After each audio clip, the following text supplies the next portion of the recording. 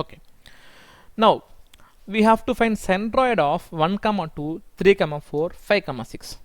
First of all centroid అంటే ఏం చెప్తాను చూడండి. సెంట్రాయిడ్ అనే కాన్సెప్ట్ ట్రయాంగిల్ని బేస్ చేసుకొని ఉంటుందన్నమాట. Okay, and centroid is defined as point of intersection of medians. Centroid అంటే ఏంటంటే point of intersection of medians. Point of intersection of medians అంటే మీడియన్ అనేది ఏంటంటే ఒక ఆపోజిట్ వర్టెక్స్ నుంచి అదర్ టూ సైడ్స్ని అంటే మధ్యలో లైన్ని డివైడ్ చేస్తాం కదా. సో ఈ లైన్ని ఏమంటామంటే మనం మీడియన్ అంటాం. తర్వాత ఈ పాయింట్ నుంచి అదర్ టూ సైడ్స్ని ఈక్వల్గా డివైడ్ చేస్తాం కదా, ఆ పాయింట్ని అంటే a line which joins from one vertex to the other side and equally divides the other side is known as median. అటువంటి మీడియన్స్ ఇక్కడ నుంచి గీయచ్చు, ఇక్కడ నుంచి డ్రా చేయొచ్చు అండ్ ఇక్కడ నుంచి కూడా డ్రా చేయొచ్చు. వాటి యొక్క పాయింట్ ఆఫ్ ఇంటర్సెక్షన్ ఏమంటామంటే మనము centroid which is denoted by small G. అది ఎప్పుడు మనకి ఒక లైన్ ఈక్వేషన్స్ తెలిసినప్పుడు. ఇక్కడ అంత కష్టపడాల్సిన అవసరం లేదు.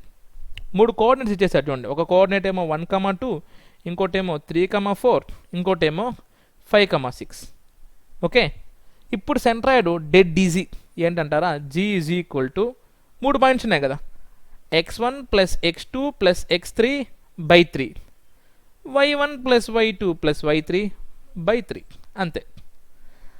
సెంట్రాయిడ్ అంటే x1 plus x2 plus x3 by 3, y1 plus y2 plus y3 by 3 అంటే x1 వచ్చి 1, x2 వచ్చి ఇక్కడ చూడండి, దీన్ని x1 y1 అనుకుంటాం, దీన్ని x2 y2 అనుకుంటాం, దీన్ని x3 y3 అనుకుంటాం. ఫర్ ద ఫస్ట్ టైం మనము x3 y3 కూడా ఇన్వాల్వ్ చేస్తున్నాం మనం ఫార్ములాలో.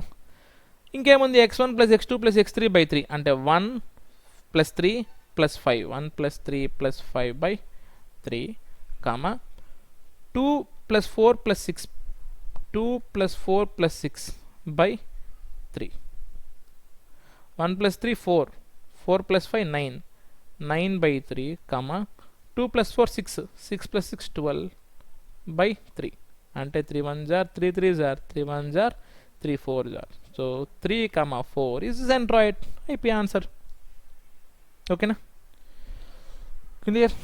ఇది యాక్చువల్గా స్టేట్లో కూడా 2 మార్క్స్ క్వశ్చన్. ఇది 2 మార్క్స్ అంటే 2 మార్క్స్ అనేది మీకు తక్కువ అనిపించచ్చు, బట్ ఊరికే వచ్చేస్తుంది 2 మార్క్స్, జస్ట్ పాయింట్స్ పెడితే వచ్చేస్తుంది అనమాట. సో ఆ విధంగా కనుక్కోవచ్చు.